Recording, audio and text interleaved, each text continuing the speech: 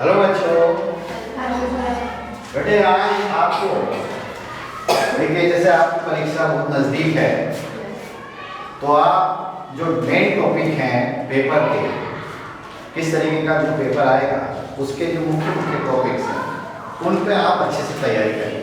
कुछ मॉडल्स हैं, model paper को देखकर, उनके मॉडल क्वेश्चन पेपर को देखकर आप जो है तैयारी कर सकते हैं। तो देखो, आज मैंने एक मॉडल पेपर देखिए आपको सामने है कि एक मॉडल क्वेश्चन पेपर की बात करेंगे। इसमें क्या है कि मॉडल क्वेश्चन पेपर में, जैसे मैंने इससे पहले बताया है कि आपके जो पेपर का पैटर्न है उसमें आपको 4 सेक्शन मिलेंगे। कितने सेक्शन मिलेंगे? 4 सेक्शन मिलेंगे। हमने उस दिन बात करी थी 4 सेक्शन होंगे। एक सेक्शन ए में मैंने आपको बताया था ए लॉन्ग पैसेज, जो मैंने आपको लिखवाया था कि इसमें एक लॉन्ग पैसेज होगा, ठीक है। और जो हमारा सेक्शन बी है उसमें आपको क्या मिलेगा? उसमें आर्टिकल लिखना है ना, एक आर्टिकल और एक लेटर। लेटर भी आपको एडिटर या किसी जो है पोस्ट को, जैसे आपको ऑफिशियल लेटर होता है, एसएसपी साहब को लिखना है, सीओ साहब को लिखना है या डीएम साहब को लिखना है, तो कंप्लेंट लेटर जो होता है आपको उसकी तैयारी करनी है। दूसरा एक सेक्शन होता है सी, जो उसमें हमारा ग्रामर का टॉपिक होता है। कौन सा होता है? ग्रामर। तो ग्रामर में हमारे इसमें भी ग्रामर में 4 टॉपिक मैंने आपसे बात करी। इसमें जो ग्रामर का जो टॉपिक होगा, इसमें आपका मॉडल क्वेश्चन पेपर में जो सेक्शन सी होगा उसमें कुछ एमसीक्यूज भी आएंगे। क्या आएंगे? एमसीक्यूज भी आएंगे। अब एमसीक्यूज आपके जो है इस तरीके से होंगे कि एक क्वेश्चन दे दिया और एक क्वेश्चन के उसमें 4 ऑप्शन दे दिए, तो आपको इस तरीके से उसे करना है। आपको पता चल जाना चाहिए कि इसका करेक्ट आंसर कौन सा है। आपको जब आएगा तभी तो आप करोगे उसको। तो अब इसके लिए जैसे हमने शुरुआत करी है सेक्शन सी की, तो सेक्शन सी में जो पहला क्वेश्चन है द एंटोनियम ऑफ मॉडर्न, हमें इसमें मॉडर्न वर्ड जो है उसका एंटोनियम देखना है। अब एंटोनियम क्या होता है? एंटोनियम बिलोंग शब्द होता है। क्या होता है? आपने हिंदी में बिलोंग शब्द पढ़े होंगे। तो इसमें उसे एंटोनियम बोलते हैं बेटा। तो अब एंटोनियम हमें इस मॉडर्न वर्ड का एंटोनियम देखना है, राइट? अब इसमें हमने 4 ऑप्शन आपको दे दिए। भाई मॉडर्न में क्या कहें? ओल्ड या एंशिएंट या प्रेजेंट या आउट ऑफ डेट। अब इनका सबका जो है लगता है कि ये एक जैसे सारे वर्डों के जो मीनिंग आते हैं एक जैसे लगते हैं, उनका अर्थ जब आप निकालोगे तो एक जैसे लगेंगे, लेकिन इसमें जो करेक्ट है वो एक ही है। कैसे?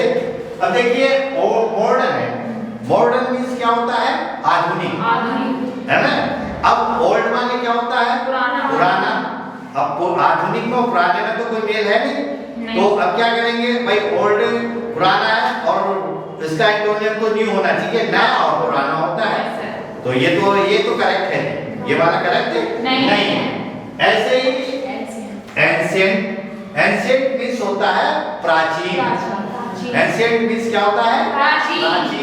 अब इसमें मॉडर्न माने आधुनिक है तो वो प्राचीन, तो दिस इज द करेक्ट। ये वाला जो वर्ड है ये इसका वास्तव में एंटोनियम है। बिलोंग शब्द क्या होगा भाई? जैसे नए का तो पुराना हो जाता, लेकिन मॉडर्न का एंशिएंट होगा। अच्छा, प्रेजेंट क्या होता है? प्रेजेंट होता है वर्तमान, तो इसका तो क्या होगा? पास्ट होगा। ये भी नहीं बैठता। और आपको डेट का मतलब क्या होता है? आपको डेट का मतलब हो गया जो ऐसा है, डेट से अलग हो गया, यानी कि वो अपडेट नहीं है, तो ये भी नहीं होगा। तो हमारा करेक्ट आंसर क्या होगा? एंशिएंट होगा। तो हमें इसको लिख देना। तो इस तरीके से आपको एमसीक्यूज आएंगे। अच्छा, दूसरा जैसे वन हु, ये देखिए वन वर्ड सब्स्टिट्यूशंस भी आ सकते हैं उसमें। वन वर्ड सब्स्टिट्यूशन क्या होता है बेटा? कि एक ही बहुत सारे वर्डों का, यानी कि एक सेंटेंस का एक ही वर्ड में उसका आंसर आपको देना है। शब्द समूह बोलते थे, है ना। तो अब देखिए one who looks at the dark side of things, जो चीजों की नेगेटिव चीजों को ही देखता है या गलत चीजों को ही उसको प्रेफर करता है, तो उसको क्या कहते हैं? ऑप्टिमिस्ट कहते हैं, या ब्राइटेन कहते हैं, या ब्राइटोन कहते हैं, या पेसिमिस्ट कहते हैं। अब देखिए हमें जो है जब हम किसी चीज को नेगेटिविटी को देखते हैं, एक तो होता है ब्राइट साइड, एक होता है dark side.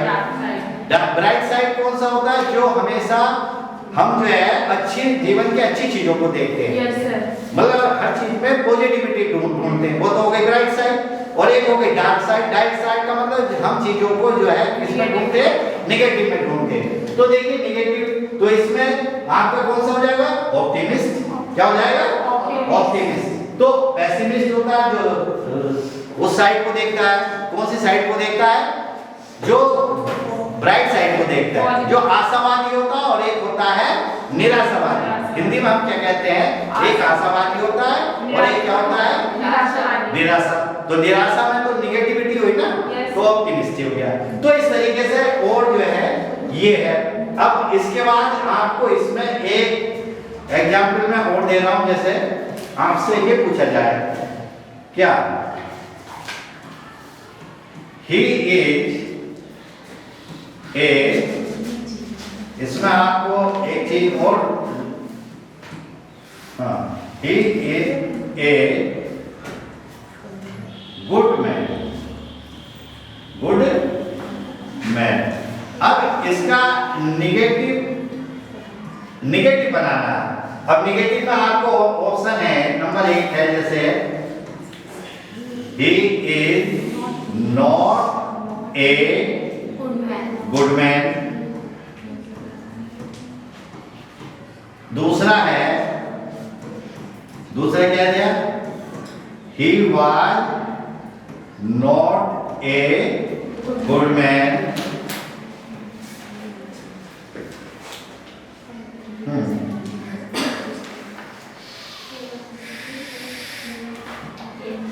Not a good man. और आपका तीसरा इसमें हो गया, he is not a bad man। ठीक है। और चौथा इसमें हो गया, he will not a good man। अब देखिए इसमें 4 सेंटेंस मैंने आपको लिखे। अब इसका हमें केवल जो है इस सेंटेंस का निगेटिव बनाना है। इंटर में निगेटिव आपको कैसे बनाना है? ट्रांसफॉर्मेशन के तहत। किसके तहत बनाना है? ट्रांसफॉर्मेशन। हमारा एक जो सेक्शन सी में एक टॉपिक है ट्रांसफॉर्मेशन, इसको ट्रांसफॉर्मेशन में निगेटिव बनाना है। अब इन चारों ऑप्शनों में से कौन सा सही है? फर्स्ट वाला। अब देखो इसमें आपने कहा फर्स्ट वाला। ट्रांसफॉर्मेशन माने क्या होता है बेटा? ट्रांसफॉर्मेशन क्या होता है? ट्रांसफॉर्मेशन का मैंने आपको उस दिन ये बताया था कि we can change the form of sentence but meaning should be remain. देखो उसका हिंदी में ये कह सकते हैं कि हम वाक्य की अवस्था क्या कर देते हैं? बदल देते हैं, लेकिन अर्थ उसका नहीं बदलते। अब देखो अगर इस सेंटेंस को हम देखेंगे, he is not a good man, और इसका है he is a good man, तो he is not a good man का मतलब ये हो गया वह एक अच्छा आदमी नहीं है।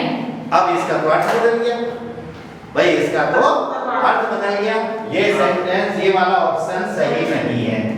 अच्छा, he was not a good man, अब वो एक अच्छा आदमी नहीं था। अब इसमें तो ये टेंस ही बदला हुआ है ना, तो इसके लिए ये सेंटेंस भी ये वाला भी गलत है, ये भी आपका सही नहीं बैठेगा। ठीक है।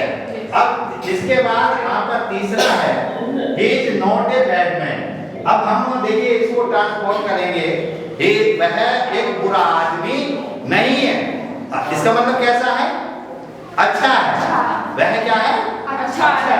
तो अब ये देखिए इसकी नेगेटिव फॉर्म भी बन गई, और इसका मतलब ये है कि इसका नेगेटिव फॉर्म बनने के बाद भी ये सेंटेंस अर्थ का इस पर कोई प्रभाव नहीं पड़ा, तो ये वाला बिल्कुल सही है। क्या है ये? सही है। और ये वाला ये फेल आ रहा तो ये भी गलत है। तो इसके लिए कौन सा सेंटेंस सही हुआ? थर्ड वाला। ये वाला, थर्ड वाला। तो इस तरीके से आप जो है इनको जो है ये ऑप्शन जिसे एमसीक्यूज भी कहते हैं, तो इस तरीके से आप जो है इनको क्या कर सकते हैं? बना सकते हैं। अब इसमें केवल आपको एमसीक्यूज के माध्यम, ऑब्जेक्टिव टाइप के माध्यम से आपको जो है चुनना है। ठीक है बेटा? इस तरीके से तो ये एमसीक्यूज आएंगे इसी सेक्शन सी में। और इसी सेक्शन सी में हमारे जो ग्रामर के टॉपिक मैंने आपको बताए थे, ट्रांसफॉर्मेशन, नरेशन या सिंथेसिस या आपका जो है सिंटैक्स है, वो भी इसी में आएगा। वो भी क्या होगा? इसी में आएगा। अब इसी में कैसे आएगा कि आप जो है देखिए इसमें कैसे आ जाएगा वो, तो इसके लिए आप क्या करेंगे? देखिए ये सेंटेंस आपका क्वेश्चन नंबर 4 क्या होगा? Question number 4। हाँ, क्वेश्चन नंबर 4।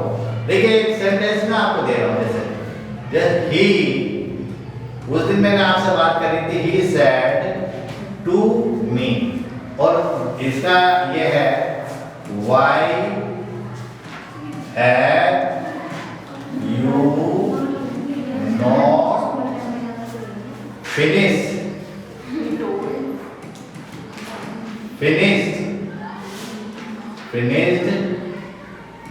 Your homework. है बेटा? Yes sir. ये होमवर्क, ये क्वेश्चन मार्क अब ये दे रखा है। अब देखिए इसको आपको जब बनाना आएगा, ये नरेशन है। ये क्या है? नरेशन, डायरेक्ट इनडायरेक्ट जो आप बनाते हैं इसको नरेशन। अब इसमें आपके 4 ऑप्शन हो सकते हैं। अगर मान लीजिए नंबर 1, अगर आपके पास ये आया, he told me that why he had not finished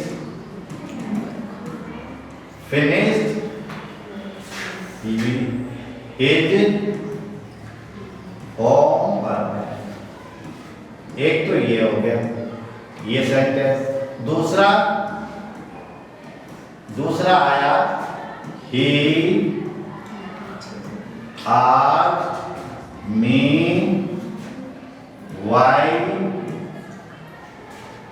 I had not finished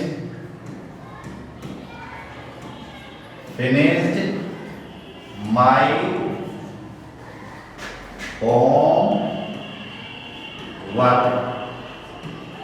एक ही आया। तीसरा एक ही आएगा, he asked me if why I had not finished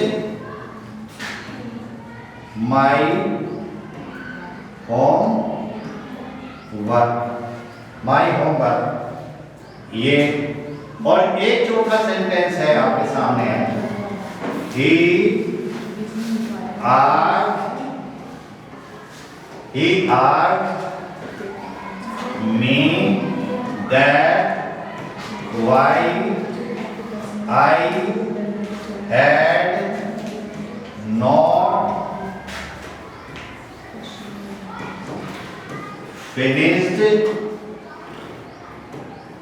my homework। अब देखिए ये मैंने 4 सेंटेंस लिखे आपके सामने, है ना? अब आपको इस सेंटेंस का करेक्ट आंसर इनमें से क्या करना है? बताना है। 4 सेंटेंस है। एक तो तरीका ये होगा, अब जब आपको नरेशन सही से आते होंगे तभी आप इनको जो है क्या कर सकते हो? बता सकते हो। भाई जब तक आपको ये नहीं पता होगा कि कौन सा सेंटेंस में क्या क्या यूज होता है, जब तक हम क्या नहीं कर सकते? देखो बता सकते हैं। देखो बेटा, अब ये वाक्य कौन सा है? नरेशन में किस टाइप का है ये वाई से शुरू है, हमारी स्पीच वाई से शुरू है, तो ये इंटरोगेटिव कैसा है? इंटरोगेटिव नेगेटिव है ना। अब इंटरोगेटिव है तो इंटरोगेटिव में ये बताओ टोल्ड आता है? बताइए। इंटरोगेटिव सेंटेंस जो हमारी स्पीच इसमें इंटरोगेटिव होती है, क्या उसमें टोल्ड आता है? नहीं आता है। तो जब नहीं आता है तो ये ऑप्शन क्या हो गया? गलत हो गया, राइट? Yes sir. अच्छा, इसके बाद हम ये देखते हैं भाई, इससे देखते हैं ये वाला, इसमें सोचते हैं he asked me why I had not finished my homework। अब देखिए टोल्ड की जगह हमने क्या यूज किया? ये क्या लगाया? इंटरोगेटिव में आस्क लगाते हैं, राइट? Yes sir. बिल्कुल सही है। अच्छा, अब मी भी आ गया। अब इसमें कंजक्शन देखिए हम लगाते नहीं है, जो इंटरोगेटिव वर्ड्स होता है वो ही कंजक्शन का कार्य करता है। तो वाई लगाई दिया हमने, वाई भी सही है। ये कौन सा पर्सन हुआ बेटा? यू है, तो यू कौन सा पर्सन हुआ? सेकंड। मैंने कहा उससे पहले वीडियो में आपको बताया था सेकंड पर्सन है। हाँ। तो सेकंड पर्सन किसके अनुसार बदलेगा? ऑब्जेक्ट। अब ऑब्जेक्ट हमारा मी है, तो इसका सब्जेक्ट क्या हो जाएगा? आई। तो इसका मतलब ये तो सही है। यहाँ तक पहुंचे हम, तो यहाँ तक क्या हुआ? बिल्कुल सही है। अब ये टेंस देखना, टेंस ये कौन सा है कौन से में मतलब आता है? प्रेजेंट परफेक्ट में। और प्रेजेंट के सारे टेंस इनडायरेक्ट में किसमें चले जाते हैं? पास्ट में। अब इसमें क्या हैड, तो हैड तो पास्ट में, ये भी सही हो गया साहब। नॉट भी है और फिनिश थर्ड फॉर्म यूज है भाई, बिल्कुल सही है। और योर का माई बदल दिया और होमवर्क, तो ये सेंटेंस क्या हुआ बेटा? बिल्कुल सही हुआ ये वाला। अब ये जब हमें सही मिल गया तो हम ये सोचेंगे यार कोई दूसरा तो सेंटेंस भी तो चेक कर ले, वो तो सही नहीं है, तो क्या करेंगे? He asked me। अब देखिए जब इंटरोगेटिव वर्ड्स है तो इसमें हमने कंजक्शन भी लगा रखा है, और जबकि इंटरोगेटिव वर्ड्स अगर शुरू होता है कंजक्शन का इस्तेमाल उसमें नहीं होता, तो ये भी क्या हो गया? He asked me that। अब इसमें देखो that भी यूज कर रखा और why भी यूज कर रखा, तो इसका मतलब ये सेंटेंस भी गलत है, तो ये भी गलत हो गया। तो हमारा सही ऑप्शन कौन सा हो गया? ये वाला हो गया। तो इस तरीके से हमें आपको नरेशन भी हमें जो है सीख सकते हैं। इस तरीके से हम नरेशन भी क्या करेंगे? सीख सकते हैं। अब ये वाक्य नरेशन का है, राइट बेटा? Yes sir. अब ये वाक्य जब आप नरेशन का करेंगे तो आप कैसे और कर दीजिए। है बेटा? ऐड पर क्लिक कर दीजिए, पेपर पर ऐड लिखा हुआ है साइड में, इधर लिखा है, इधर कोने में तो इधर ऐड में ये वाला? हाँ, तो ये उसमें आ जाएगा ना? हाँ, पेज वाइज बन जाएगा। हाँ, वेरी गुड, आप बहुत अच्छे हो, बहुत अच्छे हो। एक बार अपने लिए ताली बजाओ, सही है, अच्छा है, अच्छा सीखना बहुत अच्छा है। तो अब देखिए, अब हम क्या है इसमें आप क्या करेंगे कि सबसे पहले अब मैं आपको तीसरा यानी कि एक और, अब इसके बाद ट्रांसफॉर्मेशन का दे दिया मैंने आपको, नरेशन का। अब नरेशन के बाद आगे मान लीजिए सिंथेसिस। सिंथेसिस में आपको ये आया, जैसे मैंने आपको बताया था ही, देखिए आपको अब आपको बनाना है ये sentence, he saw a tiger, ठीक है, एक सेंटेंस ये है। दूसरा he run away, ठीक है, ये ये सेंटेंस आपको इसको सिंपल बनाना है। क्या बनाना है? सिंपल। बनाओगे? बनाएंगे। अब देखिए बनाने का आपको ये बताना कि कौन सा करेक्ट ऑप्शन है, कौन सा करेक्ट ऑप्शन है। तो देखिए जैसे आपको ये, अब इसमें एक ऑप्शन क्या है, एक तो ये है seeing a tiger he come away, एक तो ये है। दूसरा seeing a tiger he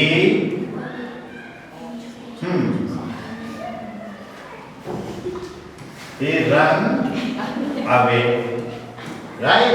yes sir. ठीक है बेटे। Yes, अच्छा sir. तीसरा ऑप्शन है, आप क्या करेंगे, ये कर सकते हैं, कौन सा ए टाइगर ही रन, नाम सुन के बाद में जाना, आप लोग भी बाद में जाना बेटा, कभी आप आ जाओ। और चौथा है आपका in spite of A tiger he run away. अब देखिए ये चार ऑप्शन आपके सामने है, ये सिंपल बनाना हमको। अब जब आपको सिंपल बनाना होगा तो अब इसमें जब आपको सिंपल बनाने होंगे सिंथेसिस में जब आपको समझ आ रहा होगा कि भाई इसमें किस चीज का यूज करा गया, इसमें ये पार्टिसिपल यूज करा हमने या इंफिनिटिव यूज करा या ये आपका नाउन किया यूज या ये आपने वर्ब का यूज के माध्यम से ऐसा बनाया, तो इस तरीके से सही बैठना चाहिए। अब देखो एक है seeing a tiger he come away, तो अरे वो तो कह रहा रन अवे, अब तुम कह रहे हो तो सेंटेंस कैसा हो गया, बिल्कुल गलत हो गया। तो ये तो भाई गलत हो गया आपका, राइट? अच्छा दूसरा हमें इसमें पार्टिसिपल का यूज किया है, तो seeing a tiger he run away, तो ये चीता देखकर वह क्या हो गया, भाग गया। चीता देखकर क्या हुआ, भाग गया। अब इसमें देखिए ये प्रेजेंट पार्टिसिपल का इस्तेमाल कर दिया, यानी कि वर्ब में हमने फर्स्ट फॉर्म में आईएनजी का इस्तेमाल करके हमने इसको ही रन बना दिया और ही रन अवे, तो ये सेंटेंस बिल्कुल सही है। अच्छा कौन सा ये टाइगर ये चीते को देखने पर वो आ गया, ये सेंटेंस बिल्कुल गलत है, ये भी गलत है। और ये स्पाइट ऑफ का इसमें इस्तेमाल नहीं होगा, एक चीते के बावजूद वह भाग गया, तो ये कौन सा सेंटेंस सही हुआ, तो इसमें जो करेक्ट ऑप्शन है क्या हुआ, ये वाला, राइट? तो हमें जो है इस तरीके से इन ऑप्शनों का प्रयोग करना है। समझ रहा है ना बेटा? Yes sir. पीछे आपको समझ आ रहा है ना? Yes sir. इसके बाद जब आप ये कर लेंगे तो इसमें सही वाला आप उसका आंसर दे देंगे कि भाई हमारा आंसर ये है। ये साहब आपको मैंने बताया सिंथेसिस का इस्तेमाल करना, या इसमें जमाई नहीं लेगा कोई भी बच्चा, राइट? जमाई नहीं लेगा बेटे। और इसके बाद अगर आप और करना चाहोगे, दूसरा एग्जाम्पल मैं देना चाहूंगा आपको, देखिए ये सिंथेसिस जैसे दूसरा एग्जाम्पल क्या है, he is a rich man, he is a rich man, वह एक धनी व्यक्ति। दूसरा है he is a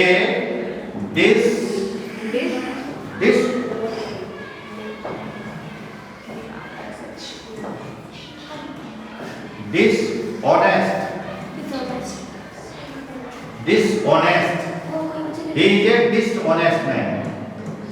देखिए दो बातें, अब आपको इसको कॉम्प्लेक्स बनाना है। क्या बनाना है? कॉम्प्लेक्स। अब आपको कॉम्प्लेक्स बनाने आएंगे तभी आपको जो है बना सकते हैं। वह एक धनी व्यक्ति है, वह एक बेईमान व्यक्ति है। अब दोनों को मिलाकर आपको इसको एक कॉम्प्लेक्स बनाना है, ठीक है? अब ये कौन सा सेंटेंस है, कंट्रास्ट इसे बोल सकते हैं, यानी कि विरोधी सेंटेंस है। मतलब इनका भाई देखिए हम क्या बोलते हैं कि जो धनी व्यक्ति है वो क्या होना चाहिए, ईमानदार। पैसा है तो वो पहले ही जो है क्या होना चाहिए, ईमानदार होना। लेकिन इसमें वो क्या बन रहा है, डिसऑनेस्ट बन रहा है, वो बेईमान बन रहा है। तो जबकि ये बातें एक दूसरे के, इसका अनुपात एक दूसरे के गलत है, ठीक है, अपोजिट है। तो आप इसको कैसा कॉम्प्लेक्स बनाएंगे, अपोजिट सेंटेंस अगर इस तरीके के आते हैं जिनका अर्थ वो होता है कंट्रास्ट में, तो उनमें क्या क्या कंजक्शन यूज करते हैं, बोलो कॉम्प्लेक्स बनाते समय। देखिए कॉम्प्लेक्स में आपको noun clause, adjective clause, adverb clause, इन सारे क्लोजों को पढ़ना है। आपको पढ़ाया भी गया होगा या बताया गया होगा, लेकिन आपको पता ही नहीं, आप आंसर नहीं दे पा रहे हो, ये गलत बात है। आप तैयारी करो, पेपर आपके बहुत नजदीक है। तो अब इसको बनाने के लिए कोई बात नहीं, मैं आपको बता देता हूँ। तो इसमें क्या करना है, आल्दो का इस्तेमाल करना है। किसका करना है? आल्दो। और उसके साथ जोड़ देते हैं यट। तो हम इसको ऐसे लिख सकते हैं बेटा, Aldous he is A rich man, right? Yet किसका आल्दो के साथ किसका यूज करेंगे? Yet. He is a dishonest. He is a dishonest man. अब इसका अर्थ क्या हुआ? अब आपका यद्यपि वह एक धनी व्यक्ति है, फिर भी वह बेईमान है। यद का मतलब होता है फिर, और ये आल्दो। तो इसके साथ आल्दो के साथ किसका इस्तेमाल करना है? इसी के साथ थोड़ा आपको बट भी दिखाई देगा, लेकिन इसमें बट का प्रयोग नहीं होगा। तो आपको कि ये सेंटेंस आपने बना दिया, Aldous he is A rich man yet he is A dishonest. ये आपका कॉम्प्लेक्स बन गया। क्या बन गया? कॉम्प्लेक्स। अब इसमें और भी ऑप्शन आपके सामने आ गया। मान लीजिए उसने ये आल्दो यूज नहीं करा, यहाँ पर बट का, यानी कि आपके लिख दिया जैसे he is a he is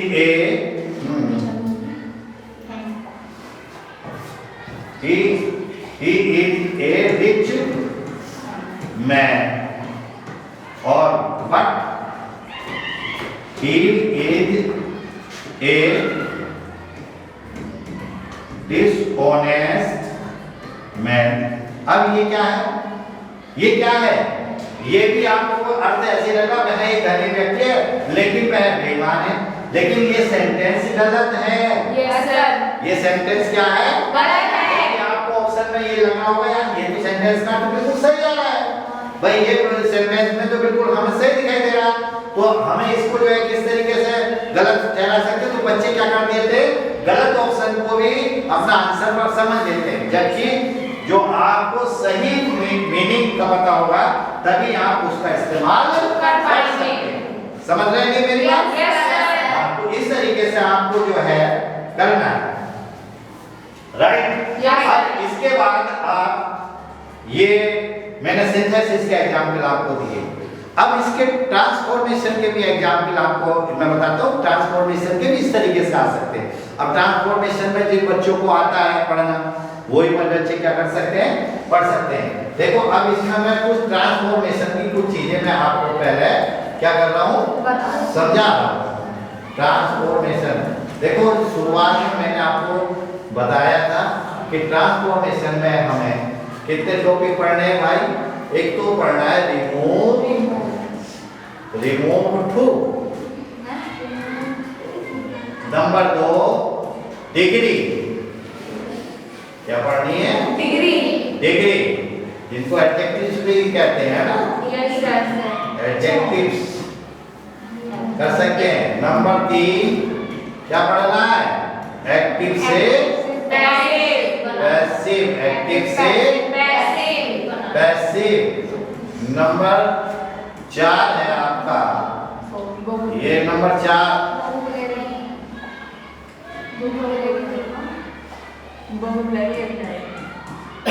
number 4 में क्या करना है आपको?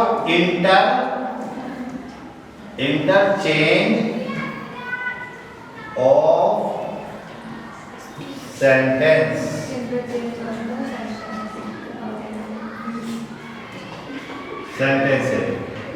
Interchange of sentence.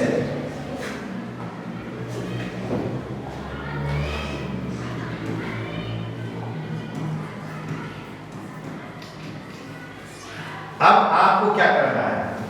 ये 4 टॉपिक पढ़ने हैं। अब सबसे पहला है रिमूव टू। अब आपने कितने बच्चों ने रिमूव टू पढ़ा रखा है? बताओ। रिमूव टू का मतलब क्या है? हमारे उसमें है ये रिमूव टू का मतलब होता है कि किसी इस टू को सेंटेंस में से रिमूव करना। रिमूव का मतलब जानते हो? हटाना। उसको वहां से क्या कर देना? हटा देना। अब इसके नियम आपको पता होने चाहिए। जैसे एक एग्जाम्पल मैं दे रहा हूँ आपको, ही इज टू फैट।